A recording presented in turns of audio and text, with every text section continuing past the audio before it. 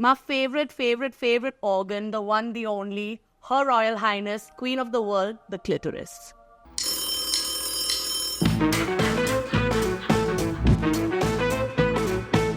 Hi everyone, I'm Ritasha and I'm here today with Dr. Ritu Hinduja and we're going to talk about vaginas.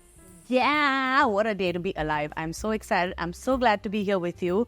Let's dive right into it. First time I used the word vagina without any shame and with like full force, I remember, is when I went to watch a show of the Vagina Monologues. And they have a segment in that where they literally make the audience scream vagina. It was super liberating. Because up until then, I think as a child also, there was always like all these other words we have used. You meet a lot of vaginas. Yes. How do people talk about their vaginas? What's the vibe? Are they uncomfortable or is it like totally cool now? You have to understand that in my practice, I meet women from every age group. When I see a woman with an advanced age, she probably is uncomfortable calling it vagina. They probably use the words down there. But when I meet women of the same age group as me, or even women who are younger, they're quite comfortable today talking about their vaginas. So, they will use the word vagina. They won't call it down there, Front bum. I can't believe it. Yeah. So they won't call it that. The thing is that I still feel that women aren't very well educated with the anatomy of the vagina. Right? So I'm going to do like a challenge with you and see if you can draw a vagina. This is it. Amazing. Confession time. When I watched the Vagina Monologues and I read one of Edith Ensler's books after that, and she described the exercises she was doing with women where they would be instructed to sit with a little mirror and look at their vaginas. And I think as a teenager at one point I did try to do that. Yeah. It was probably the first time in like 16 years of my life I even looked at her to be like, honey, what's going on? Chew. So I think I'm going to kill it. Why am I feeling nervous? Okay. We're going to start with the labia majora, the outer lips, guys. And we're going to go into the labia minora, which is like a little like cute flappy thingamajiggy, I guess. My favorite organ, the one, the only, Her Royal Highness, Queen of the World, the clitoris. Underneath her, we've got the urethra. I'm impressed so far. She is a very important member of my life. Then we have the vaginal opening, one supposes. I think I'm going to give you like an honorary MD just to be able to draw like... And it's the perineum skin, and then we're going to draw a little butthole here, which looks like a fried egg. I think that goes for a gold medal because I said vagina and she's drawn like everything, like the entire pelvic floor. That's amazing. Pubic mound and pubic hair. Amazing. So that's just like a separate opening for the peeing and the separate opening for the vagina. This is where the work happens. This is where you pee from. So yeah, I'm like super proud. Like so super proud. Blood and babies come out from the vaginal opening. Yeah. Right? Yeah. Now that we have an idea of what the vagina looks like, I want to talk about how women deal with the appearance of their vagina, because there's obviously a lot of shame, insecurity surrounding this, also the aesthetics. Can you elaborate on that? There has been social conditioning, shave your pubic hair, wax it, apparently calling it unhygienic if you don't kind of remove hair. So you have to understand, how has evolution worked? We used to be covered with hair all over our body, but then we evolved and that hair disappeared from certain part of our bodies. But there is certain hair which is still left behind, which is, in our nostrils, in our ears, and that serves a purpose. So it is actually protective when you have your pubic hair. You need to know how to take care of yourself. The only thing that you could probably do is wash it with soap and water and trim it. Interesting. Oh, you mean the pubic hair? Yeah, the pubic hair. Yeah. That's it. That is all the maintenance that you need. You do not need to epilate or shave or wax in order to be hygienic. There's still a desire for women to want to beautify more and more. I mean, there are whitening creams available, intimate washes. Even though the vagina is a self-cleaning organ, and I've heard this a zillion times, but the temptation to fall into anything that might enhance the appearance is tempting for even somebody like me who's like pretty much well informed about the topic. What do your patients come in with regards to this aesthetic life?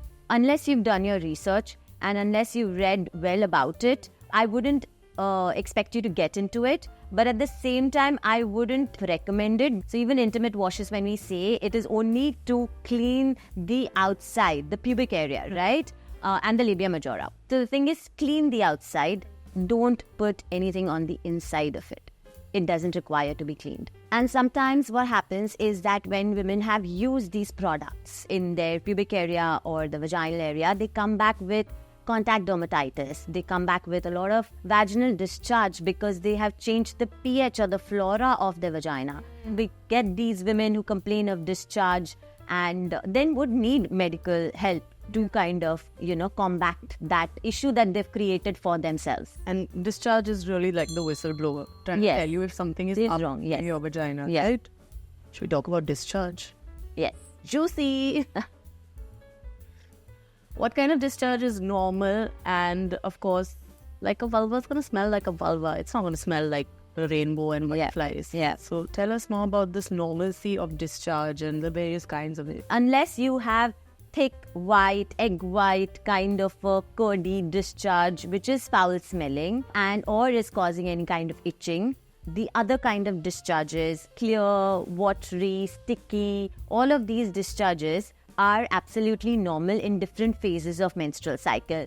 In fact, your discharges are trying to tell you something, right? They tell you whether you are in your fertile period, whether you've crossed your fertile period. And there are actually tests where you can use your cervical discharge to kind of test for, there's this one string test where it will tell you whether you're in your fertile period or not in your fertile period. Your vagina is talking to you while you are in your menstrual cycle. And a couple of years ago is when I decided to switch over to the menstrual cup. And one day it was really rough because it was, I think, my first few times trying it, and I thought, this is it, it's over. The cup has descended and it has reached my cranium or something. I was very nervous and I had to really squat. Luckily my mum was around, so I was like, Mama, help and all, and she came, she couldn't find it. Then I was like, get out! Then I was alone in the bathroom for at least 60 minutes just trying to extract it. Have you had patients coming to you with this kind of stuff? Once I had a patient call me in the late hours of the night, and she told me that she was exploring the menstrual cup. She had inserted the cup and she thought that it had ridden up and her vagina had a connection to her abdomen, and that it had made its way from her vagina to her abdomen. And she was really freaked out. I tried to convince her that, you can go to the washroom, squat, go feel for the stem of the menstrual cup, and then you'll be able to kind of, remove it safely. And that's when, I kind of calmed her down and I asked her to go visit an ER, and that's where they helped her. So it's absolutely normal for women to kind of sometimes feel that, they've lost their menstrual cup, and there is absolutely no shame in, asking for help, calling your gynac. So what are some of the basic practices women should follow if they're using insertables for managing their menstruation, whether tampons or cups? You have to be very mindful and you have to change it every 3 to 4 hours, because it can cause infection if it's left inside for a very long time, to an extent that it can send you in shock. Toxic shock syndrome case. I am so proud of her. She is मैं तो normal सी लड़की हूँ, इतना तो हर लड़की को आना चाहिए. Very, very, very impressed. Cooking नहीं आए, अपने वजाइना के बारे में जरूर जानना चाहिए. When you're inserting it, please wash your hands. Yeah. If in those days you can clip your nails and keep them neat and clean, it is really, really advisable.